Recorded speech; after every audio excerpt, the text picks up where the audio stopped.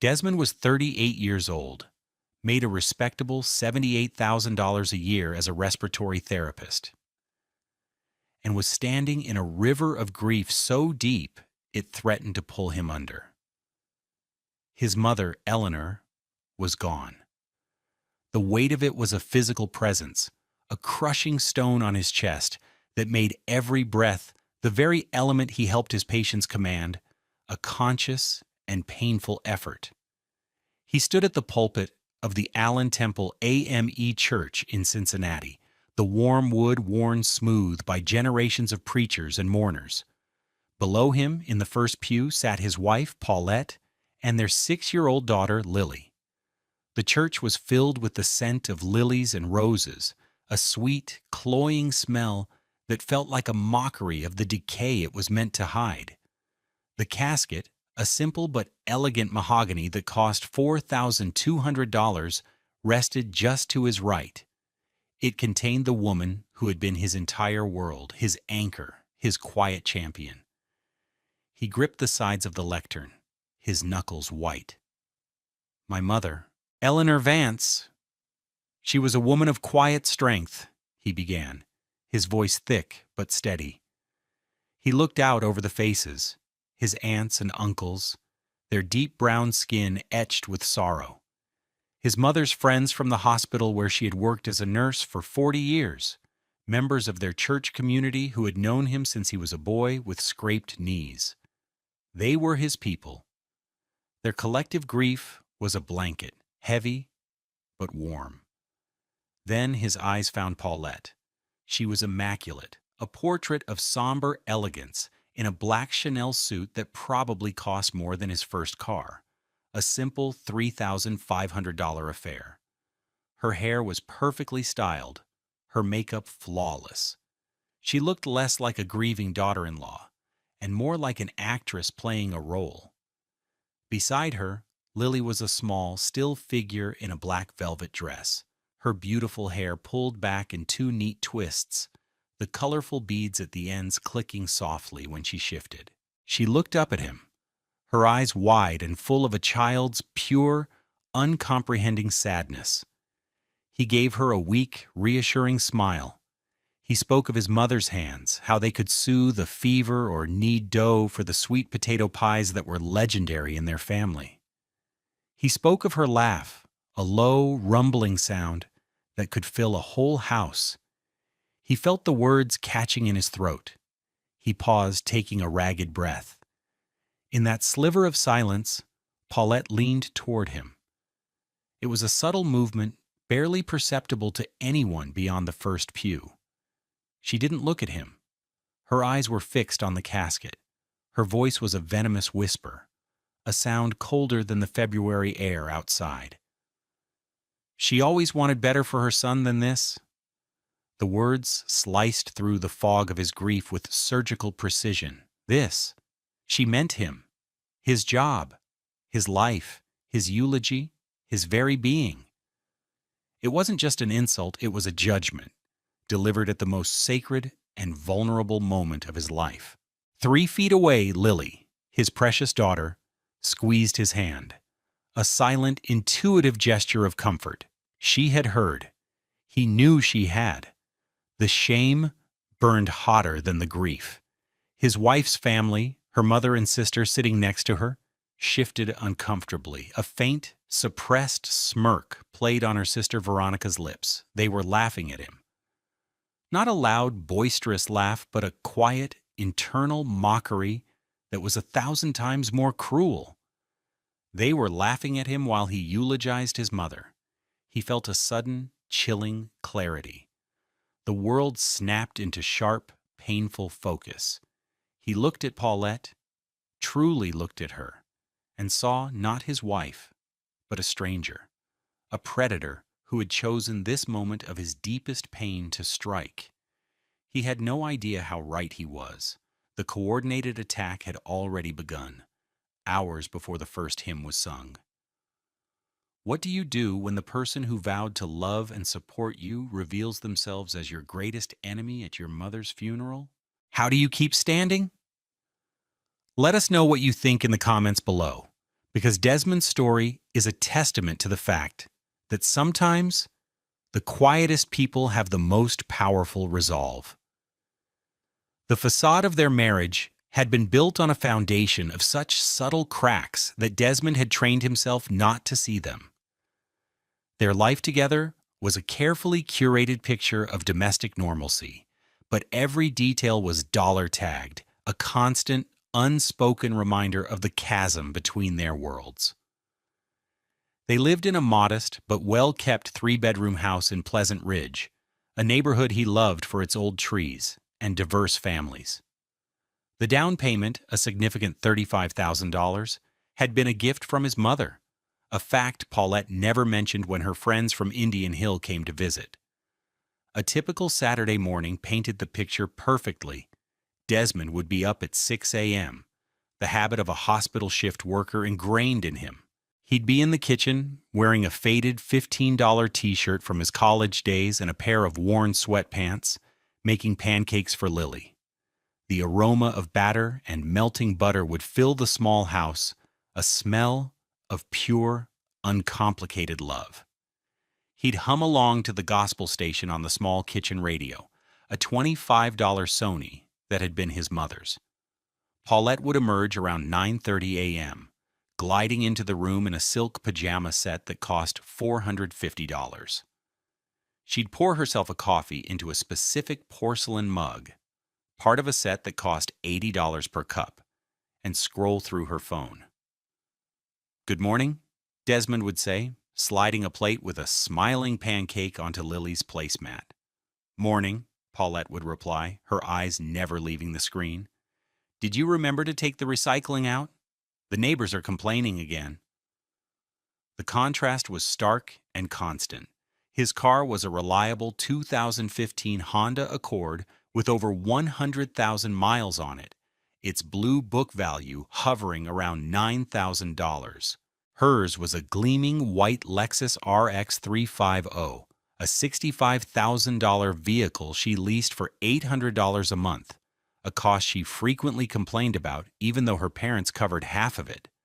When they went out, he wore his best, a clean, pressed $80 button-down shirt and a pair of $100 Dockers. She would be dressed in a $2,400 Burberry trench coat or a dress from a designer he'd never heard of, its price tag equivalent to a month of his take-home pay. Her family, the wealthy and powerful Morgans of Indian Hill, treated him with a polite but chilling condescension. Dinners at their sprawling $4 million estate were an exercise in quiet humiliation. Her father, a corporate lawyer who billed at $1,500 an hour, would ask him questions about his job with feigned interest. "So, Desmond, you help people breathe?" Fascinating. Is there much of a future in that? The implication was clear. It was a trade, not a profession. A job for your hands, not your mind. Her mother, a woman who wore her wealth like armor, would offer backhanded compliments. "It's so noble what you do, Desmond. Working with the sick. I could never. All those germs." She'd say this while adjusting a diamond bracelet worth more than his annual salary.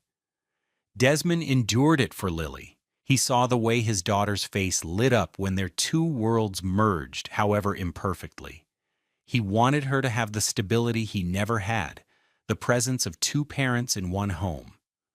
So he swallowed the insults, absorbed the condescension, and focused on the small moments of joy, reading bedtime stories to Lily, teaching her how to ride her $150 bicycle in the park, the feel of her small hand in his.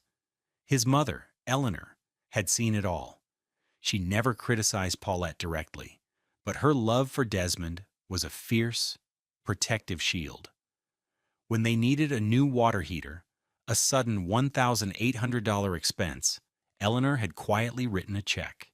When Lily needed braces, and Paulette was complaining about the $6,000 cost not being fully covered by her terrible insurance plan, Eleanor had set up a separate account and deposited the full amount.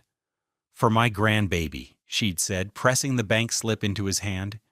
Don't you worry about a thing." Paulette had accepted the money without a word of thanks to Eleanor. She saw it as her due, a small contribution from the other side of the family. She had no idea that Eleanor, with a nurse's keen eye for symptoms, had diagnosed the sickness in her son's marriage long before anyone else, and with a planner's foresight, she had already begun preparing the cure. The cruelty did not begin at the funeral. It had been escalating for months, a slow, creeping poison that seeped into the final precious days of his mother's life. Eleanor's cancer diagnosis had been swift and brutal. One month, she was planning a trip to see the cherry blossoms in D.C. The next, she was confined to her small, neat home, the same one Desmond grew up in with hospice care. Desmond rearranged his entire life. He switched to the night shift at the hospital, a grueling schedule that paid a slight premium, but allowed him to be with his mother during the day. He would arrive at her house at 7:30 a.m., his body aching with fatigue, but his heart full of purpose. He'd make her tea, help her with her medications, read to her from the Bible, and just sit with her, holding her hand as she drifted in and out of sleep. These were sacred hours, each one a gift. Paulette saw them as an inconvenience. "You're going to burn out, Desmond," she'd say, not with concern, but with annoyance. "You can't keep this up.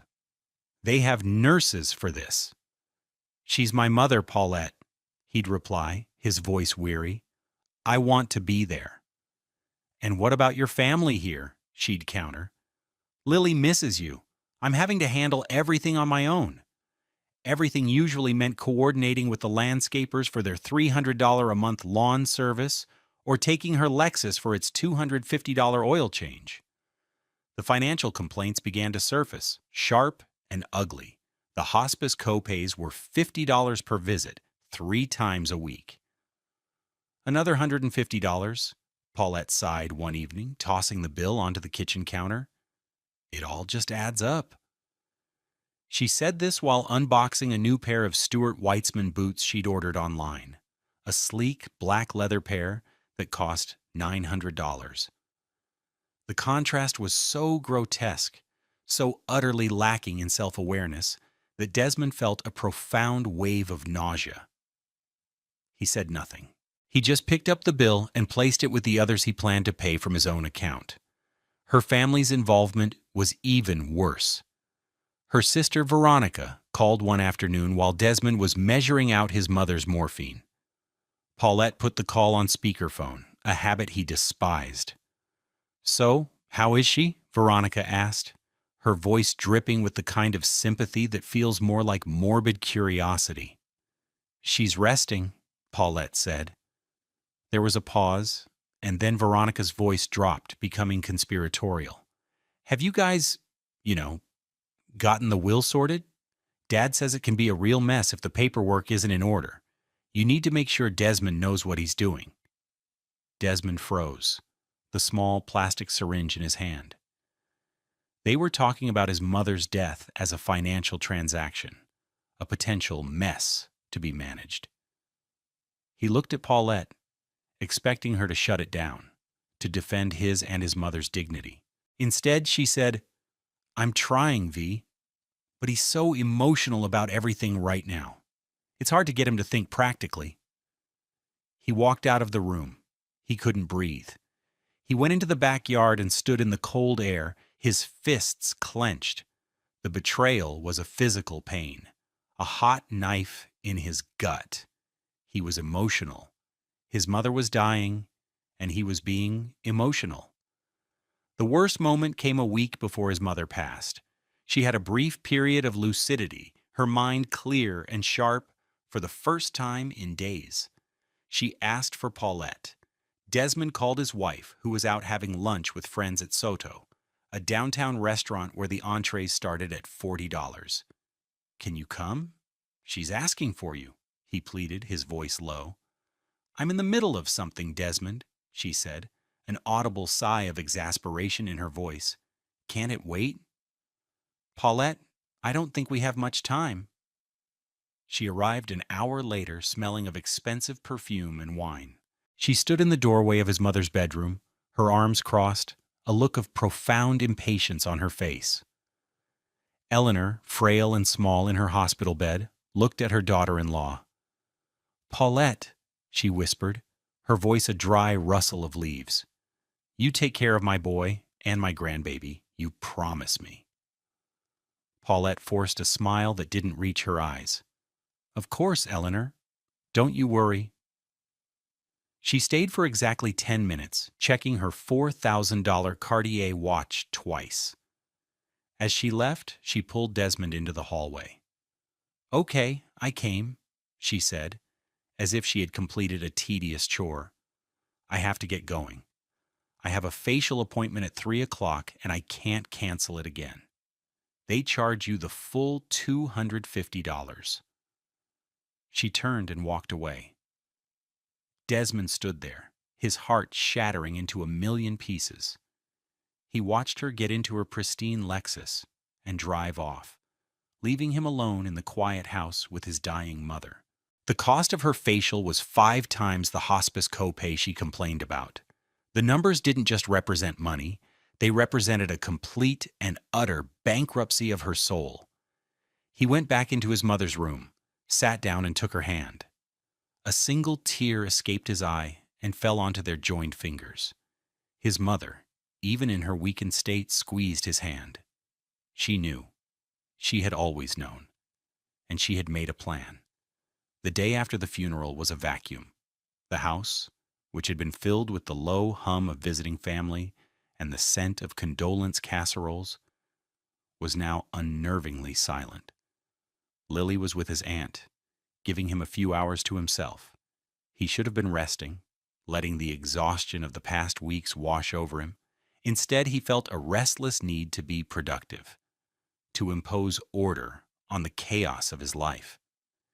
He decided to tackle the mountain of paperwork that had accumulated. He sat down at the small desk in the corner of their living room. On it was the family laptop, a sleek 13-inch MacBook Pro that Paulette had insisted they buy for $2,200 2 years ago. He rarely used it. He had his own older, slower Dell for personal emails and browsing. But the invoice for the funeral flowers was in Paulette's email, and he needed it for the estate records. The flowers had been beautiful, a cascade of white roses and lilies over the mahogany casket. But the cost, $1,250, was something he needed to formally account for. He opened the laptop. It whirred to life, and the screen illuminated, displaying the last session that had been open. He expected to see a news site or a shopping page. Instead, the screen was filled with the clean, white interface of a Gmail account. Paulette's account. She must have forgotten to close the browser. And it wasn't the inbox that was open. It was the sent folder.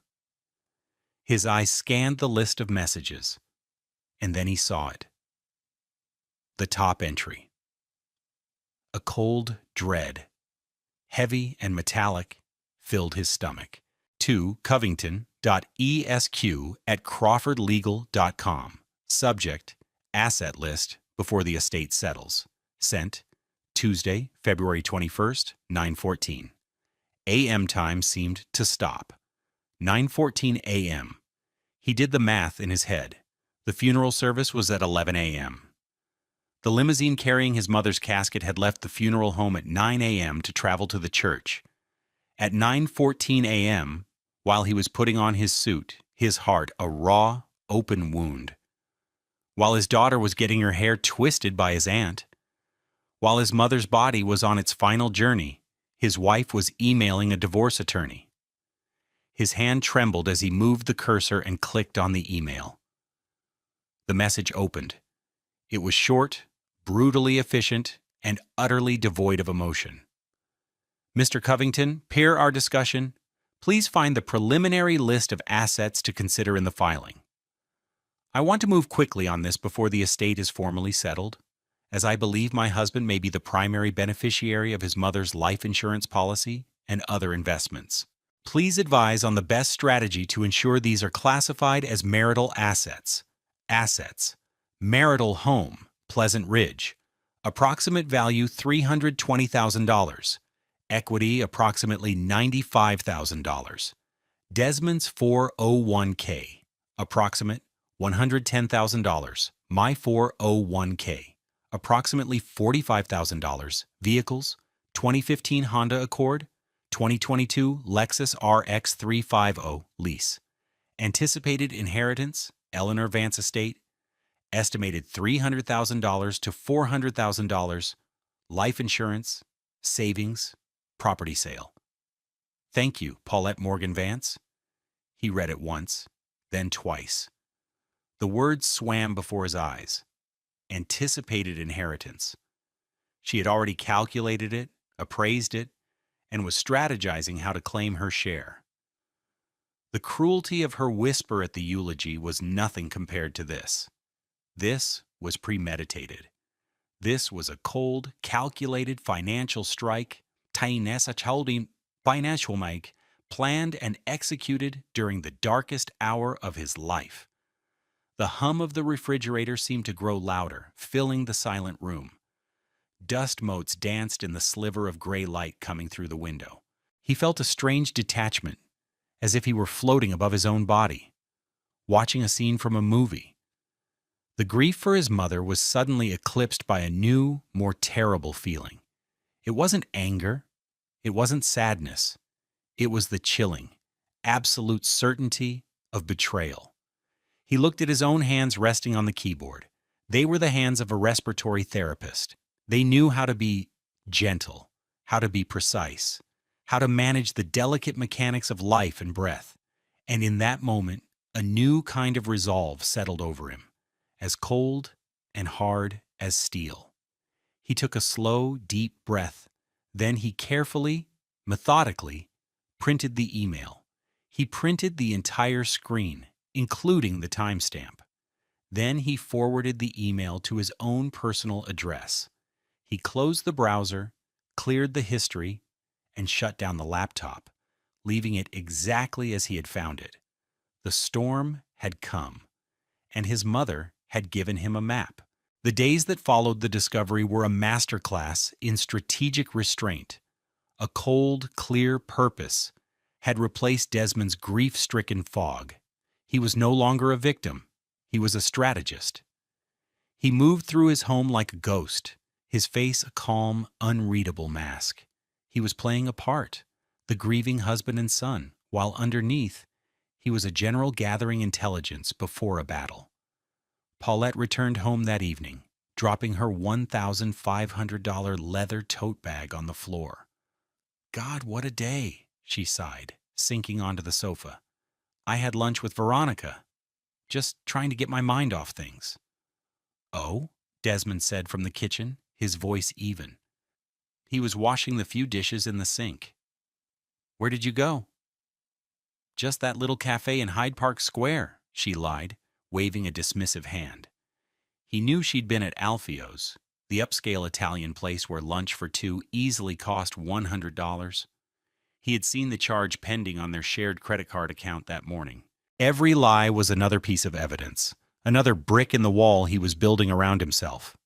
Sounds nice, he said. He dried his hands on a simple $3 dish towel. Did you need the laptop for anything? I was going to pay some bills. Her body tensed for a fraction of a second, a flicker of panic in her eyes before it was smoothed over. Oh no, I'm too exhausted to even think about finances tonight, she said, her voice laced with manufactured weariness. You handle it. Lie number 2. She didn't want him anywhere near that laptop. He felt a grim satisfaction. He had been right to be careful. The next morning, he made Lily breakfast before Paulette was even awake. He sat with his daughter at the small kitchen table, the two of them cocooned in the quiet morning light. Lily, with the unfiltered honesty of a child, was trying to make sense of the world.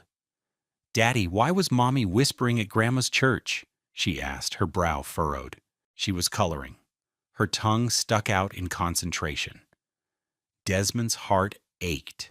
He chose his words carefully, protecting her innocence at all costs. Mommy was just very sad, sweetie. Sometimes when grown-ups are sad, They say things that don't make much sense. It was a weak explanation, but it was all he could give her. He would never let her see the ugliness. She was the one pure, good thing in all of this. "I'm drawing a picture for Grandma," Lily announced, changing the subject as children do. "It's for her in heaven." She pushed the paper across the table. It was a child's drawing, rendered in bold strokes of a brown crayon. A tall figure with neat, short locks like his. A smaller figure beside him with twists in her hair and colorful beads just like hers. And floating above them, a figure with a glowing halo. "That's Grandma Eleanor," she said, pointing with the crayon. "And that's you, and that's me. We're a family." She had used the darkest brown crayon for their skin, a detail so specific and loving it brought tears to his eyes. He saw their blackness, their family, reflected in her art. "It's the most beautiful picture I have ever seen," he said, his voice thick. He carefully folded the drawing and put it in his pocket. It felt like a sacred text, a reminder of what he was fighting for. Later that day, Paulette was on the phone in the other room, her voice a low murmur. He walked past the door and heard her say, "Yes, Mr. Covington, I understand. Discretion is key." She was talking to her lawyer. He felt nothing but a cold confirmation. He walked back into the living room, picked up his keys, and went out. He had his own phone call to make. He sat in his 2015 Honda Accord, the engine off, and dialed a number he knew by heart. The number for Mr. Abernathy, his mother's lawyer, and his late father's oldest friend. "Mr. Abernathy," he said, when the older man answered, "It's Desmond Vance. I need to come see you. I think I'm in a storm." The offices of Abernathy and Sons were on the 12th floor of a modest but dignified building on Vine Street in downtown Cincinnati. It was a world away from the glass and steel towers that housed the law firms of Paulette's father. The lobby was quiet, paneled in dark wood, and smelled of old books and lemon polish. Mr. Abernathy, a kind, portly black man in his late 60s with a fringe of white hair, greeted Desmond with a warm, sad smile. "Desmond, my boy, I am so sorry for your loss. Your mother was one of the finest women I have ever known." "Thank you, sir," Desmond said, his voice quiet. They sat in Mr. Abernathy's office, surrounded by shelves groaning under the weight of law books. A picture of Mr. Abernathy and Desmond's father on a fishing trip 30 years ago sat on the corner of the desk. "What's this storm you mentioned?" Mr. Abernathy asked, his expression shifting from sympathy to professional concern. Desmond said nothing. He simply slid a folder across the polished mahogany desk. Inside was the printout of Paulette's email to her attorney. Mr. Abernathy put on his reading glasses, a simple $150 pair from LensCrafters, and read it. His jaw tightened. He read it again, his lips a thin, hard line. He looked up at Desmond, his eyes full of a cold, righteous anger. 9:14 a.m., Mr. Abernathy said, his voice a low growl, the unmitigated gall. He looked at the itemized list. "She's coming for the inheritance. She's classifying your mother's life savings as a marital asset." "That's what I thought," Desmond said calmly. "This is predatory, Desmond. This is a level of avarice I have rarely seen." "Mr." Abernathy took off his glasses and rubbed his eyes. "Legally, she has a claim. In Ohio, an inheritance received during the marriage can be considered marital property unless specifically excluded." Desmond reached into the inside pocket of his jacket. He pulled out a long, sealed envelope made of thick, creamy paper. His mother's elegant, looping handwriting was on the front. "For my son, Desmond," it read. He placed it on the desk next to the printout of Paulette's email. "My mother gave this to me about 2 months ago," Desmond said. "She told me not to open it unless I felt I was in a storm I couldn't see the other side of." Mr. Abernathy picked up the envelope, handling it with a reverence usually reserved for ancient artifacts. He examined the heavy wax seal on the back, stamped with an E for Eleanor. It was unbroken. "May I?" he asked. Desmond nodded. With a small silver letter opener, Mr. Abernathy carefully sliced open the envelope. He unfolded the single sheet of paper inside. It was a formal document, a notarized codicil to her will. He read it silently, his eyebrows rising higher with each line. When he finished, he let out a long, slow whistle. "Desmond," he said, a slow smile spreading across his face. "Your mother was a brilliant woman, a strategist of the highest order." He turned the document around for Desmond to read. "Codicil to the last will and testament of Eleanor Vance, dated December 18th. I, Eleanor Vance, being of sound mind and body, do hereby declare this to be a codicil to my last will and testament. Article 1. I hereby amend my will to make a specific bequest.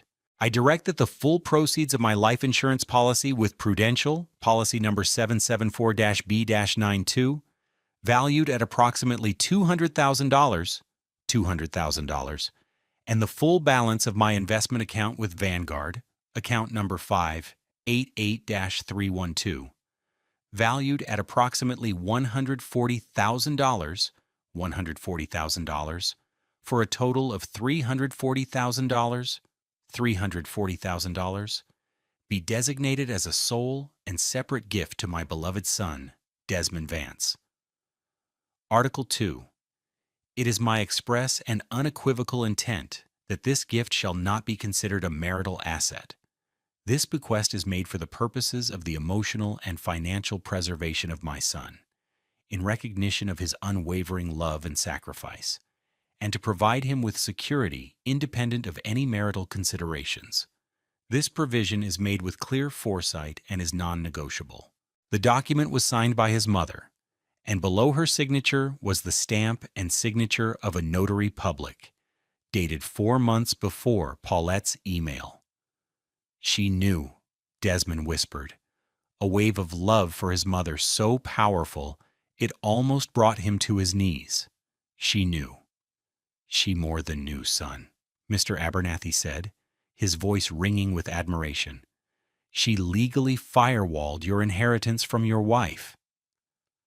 This document, with its specific language, sole and separate gift, independent of any marital considerations, emotional and financial preservation, is ironclad, especially when presented alongside this. He tapped the printout of Paulette's email. The timing of her actions provides the context for your mother's foresight. It paints a picture for any judge, a picture of a wise mother protecting her son from a predatory spouse. A plan began to form in the quiet office, a strategy as precise and methodical as a surgical procedure. There would be no shouting, no messy confrontations. There would only be the cold, hard truth delivered in a public forum, by the voice of the woman Paulette had so grievously underestimated. The repast was held in the fellowship hall of the Allen Temple AME Church, a large warm room directly beneath the sanctuary where they had just said their final goodbyes. The air was thick with the comforting smells of fried chicken, macaroni and cheese, and collard greens, a feast prepared by the women of the church, a community showing its love through food. The catering, a supplemental spread of sandwiches and salads for guests with different tastes, had cost the estate $3,500, a bill Desmond had already approved. The room was filled with the low murmur of conversation as friends and family shared stories about Eleanor. It was a sea of black faces, a tapestry of shared history and grief. Desmond stood by a large window, looking out at the steady drizzle of rain that slicked the Cincinnati streets.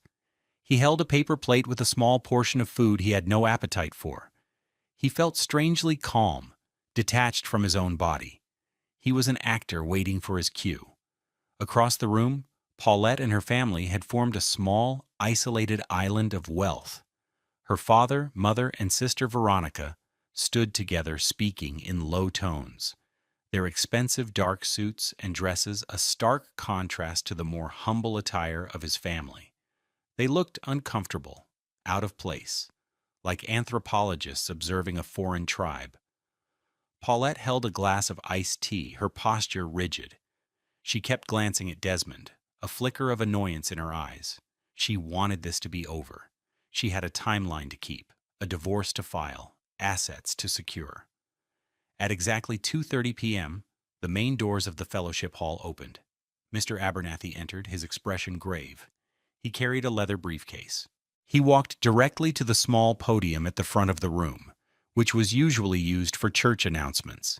He nodded once to Desmond, a small, almost imperceptible signal. This was it. Mr. Abernathy tapped the microphone. "Excuse me, everyone," he said, his deep voice cutting through the chatter. "May I have your attention for just a moment?" The room fell silent. People turned in their seats, forks pausing mid-air. Paulette looked up, her expression a mixture of curiosity and irritation. What was this interruption? "My name is Howard Abernathy," he began. "I was Eleanor Vance's attorney, and her friend for over 40 years. Before we conclude this time of fellowship, her son, Desmond, has asked me to share one final message from her." A wave of emotion rippled through the room. A final message. It sounded beautiful, poignant. Paulette's expression softened slightly. Perhaps this would be a sentimental poem or a passage of scripture. She settled in, adopting a look of somber attentiveness. She had made a critical mistake. Mr. Abernathy put on his reading glasses and pulled a single, thick sheet of cream-colored paper from his briefcase.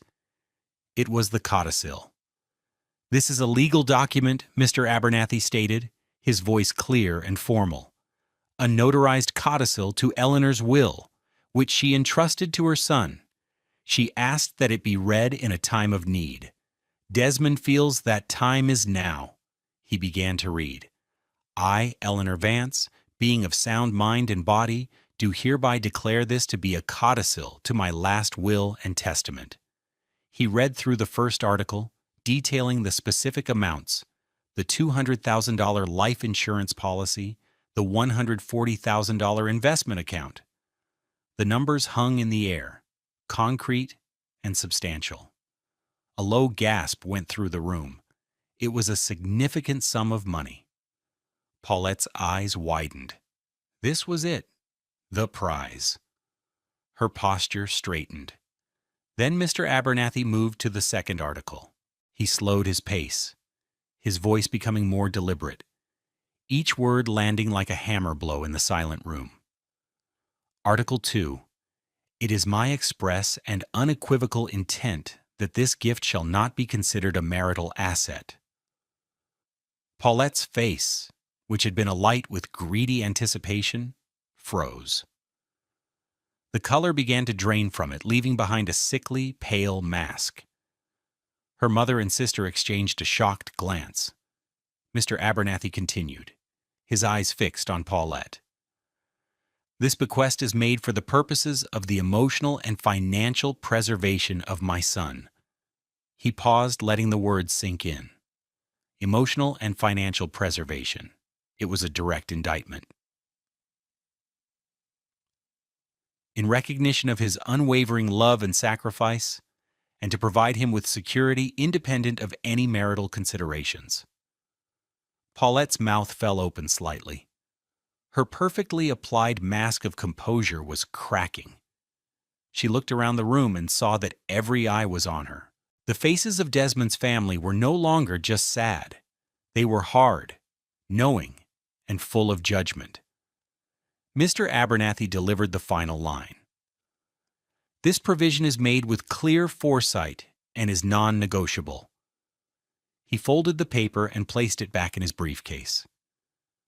The silence in the room was absolute, a heavy, suffocating blanket. It was broken by a single sharp sound. Paulette's sister Veronica dropped her fork. It clattered loudly on her plate. Paulette stared at Desmond, her eyes wide with a mixture of horror, disbelief, and incandescent rage. He met her gaze, his expression completely blank. He felt nothing. Not triumph, not anger, not even satisfaction. Just the cold, quiet finality of a door swinging shut. He had not said a word. He didn't have to. His mother, from beyond the grave, had said it all. The consequences cascaded not with a loud bang, but with the quiet, devastating efficiency of a collapsing building. Paulette's world, built on a scaffolding of wealth, social standing, and perceived superiority, began to fall apart piece by public piece. Week 1.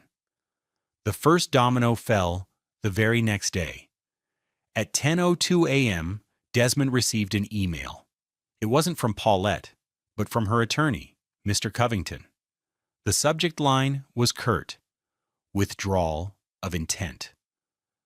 The body of the email was even more brief, stating that his client, Paulette Morgan Vance, was formally withdrawing her petition for divorce and all associated discovery requests. It was a full retreat, but the damage was done. The initial filing, made just days before, was now a public record in the Hamilton County Courthouse, a digital breadcrumb leading directly back to her greed. Later that afternoon, Desmond's phone buzzed with a voicemail. It was Paulette, her voice a frantic, high-pitched whisper. "Desmond, call me. We need to talk about what happened. That was a disgusting, manipulative spectacle. You ambushed me. You humiliated me in front of everyone. Call me now." He deleted the message without a flicker of emotion. Week 2. The story began to circulate through the manicured lawns and exclusive country clubs of Indian Hill. Public records are the morning paper for the wealthy and the litigious. The narrative was brutal and impossible for Paulette to spin. She had filed for divorce from her grieving husband the day of his mother's funeral to get her hands on an inheritance that the dead woman had already, with chilling foresight, protected from her. Paulette's mother, Caroline Morgan, called Desmond's cell, screaming, "How dare you! How dare you air our family's private business in a church basement? You have ruined her. You are a vindictive, pathetic little man." Desmond listened silently for a moment before saying, "Goodbye, Carolyn," and hanging up. Week 3. The social execution was swift. Paulette was the president of the Parent Association at the Seven Hills School, Lily's elite private school where tuition was a staggering $28,000 a year. It was a position she adored, one that gave her power and prestige. She received a call from the headmaster, who informed her that, due to unforeseen personal matters that may prove a distraction, it would be best if she stepped down from her role, effective immediately. Everyone knew the real reason. The mothers who had once vied for her approval now whispered behind her back in the drop-off line. Month 2. The humiliation became public and undeniable. Paulette, attempting to maintain a semblance of normalcy, attended the school's annual spring gala, a major fundraising event. She wore a stunning, backless $3,000 gown. As she approached a group of women she considered her closest friends, the circle tightened, physically excluding her. One woman, the wife of a federal judge, turned to her and said, her voice quiet but carrying in the suddenly silent space, "Paulette, I don't think this is the place for you right now." The rejection was absolute. Paulette turned and fled the event, her face a mask of shame. Month 3. The financial support system she had always taken for granted began to crumble. Her father, furious at the public embarrassment and the stain on the Morgan family name, cut off the informal monthly allowance he had always provided her. The $800 monthly lease payment on her Lexus RX 350 was now solely her responsibility. Her credit card company, likely alerted to the divorce filing and her changed circumstances, reduced the limit on her American Express Platinum card from $50,000 to $5,000. The easy, frictionless river of money she had floated on her entire life had dried up. Month 4. The final break. She could no longer stand to live in the house in Pleasant Ridge, a monument to her defeat. She moved out, renting a small, overpriced one-bedroom apartment in Hyde Park for $1,800 a month. The day after she left, Desmond hired a locksmith for $250 and had all the locks changed. That night, his phone lit up with a series of messages, a perfect timeline of her emotional collapse. 8:15 p.m. Text. Did you change the locks? I need to get the rest of my things. 8:45 p.m. Text. Desmond, answer me. This is petty and childish. 9:30 p.m. Voicemail. You can't do this. That is my home too. I will call the police. You think you're so smart with your little lawyer and your mother's stupid letter, but you've destroyed our family. For what? For money. Click. 10:15 p.m. Voicemail, voice cracking. Please, Des, please, let's just talk. I made a mistake. I was grieving too, you know. I wasn't thinking clearly. Please don't do this to me. Don't do this to Lily.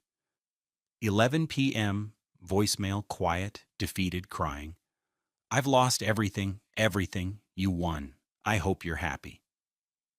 He listened to the final message, the sound of her quiet sobs filling the silence of his now empty house. He did not feel happy. He did not feel victorious. He felt a profound, aching emptiness. The battle was over. The cost had been immense. But for the first time in a very long time, he felt free. 2 years passed. The rain of that funereal February had given way to the warm, life-giving sun of a Cincinnati spring. The change in seasons mirrored the transformation in Desmond's life. The raw, gaping wound of grief and betrayal had slowly, painstakingly begun to heal, leaving behind a scar that was a part of him now, a reminder of both pain and resilience. On a quiet corner in his Pleasant Ridge neighborhood, on a formerly vacant lot overrun with weeds, there was now a vibrant, thriving community garden. Raised beds overflowed with tomatoes, kale, and peppers. A kaleidoscope of zinnias and marigolds attracted buzzing bees. A simple, hand-carved wooden sign stood at the entrance, Eleanor's Garden. Desmond had used a small portion of the inheritance, about $50,000, to purchase the lot from the city and establish the garden as a non-profit. It was a place for the community to gather, to grow their own food, to connect with the earth and with each other. It was a living tribute to his mother, a woman who believed in nurturing growth in all its forms.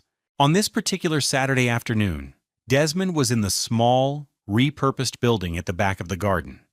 He was still in his light blue hospital scrubs, having come straight from a 12-hour shift.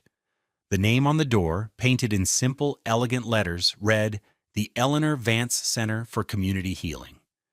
Inside, a small group of 6 people sat in a circle of mismatched but comfortable chairs. They were all healthcare workers, nurses, paramedics, other therapists. This was another project he had started. Free, informal grief and stress support sessions for his colleagues, people who dealt with life and death every day but rarely had a space to process their own burdens. And then, the patient's son, a young nurse was saying, her voice trembling slightly. He just looked at me and said, "You didn't do enough." And I just fell apart later. Desmond listened, his expression full of a deep, earned empathy. "That's not your burden to carry," he said gently. "You carry their breath. You don't have to carry their sorrow too. We can leave some of that here, in this room." He had found a new purpose, a way to channel his pain into healing for others. It wasn't a grand gesture, but a quiet, steady act of service. It was the truest expression of his mother's legacy. Later, as the sun began to set, casting a golden glow over the garden, he was outside, watering a row of tomato plants. A small figure ran up to him, her braids bouncing, the beads at the ends clicking a happy, familiar rhythm. It was Lily, now a bright and confident 8-year-old. She spent weekends with him, and these hours were the most precious of his week. "Daddy, look," she said, her voice full of breathless excitement. She held up a piece of paper. It was a new drawing. This one was of the garden, a large, smiling sun, a riot of colorful flowers, and two figures in the middle. One was a tall man with locks, holding a watering can. The other was a little girl with braids, holding a bright red tomato. Underneath, in a child's careful printing, it said, "My dad, and me, and Grandma's garden." He took the drawing, his heart swelling with a love so pure it was almost painful. "It's the most beautiful thing I've ever seen," he said, and he meant it. He knelt down and hugged her tightly, burying his face in her hair, inhaling the scent of her shampoo and the sunshine. True wealth, he now understood, had nothing to do with the numbers in a bank account or the zip code you lived in. It wasn't found in a $65,000 Lexus or a $2,400 dress. True wealth was the feeling of soil on your hands. It was the shared silence in a room of people who understood your exhaustion. It was the sound of your daughter's laughter. It was the quiet, unshakable love that could reach across even the boundary of death to protect you. He had heard, through the grapevine of his old life, that Paulette had moved to Chicago, that she was working in some junior marketing role. He rarely thought of her anymore, and when he did, it was with a distant, detached pity. He hoped she had found what she was looking for. He, on the other hand, had found everything he ever needed right here, in a small garden in Cincinnati, with his mother's name on the door and his daughter's hand in his. His life wasn't about assets to be tallied, but about love to be nurtured. And in that, he was the richest man he knew. Sometimes the deepest betrayals clear a path to our most authentic lives. Have you ever seen a painful ending become a beautiful new beginning? Share your story of resilience in the comments below, and let's celebrate the strength it takes to grow something new from broken ground.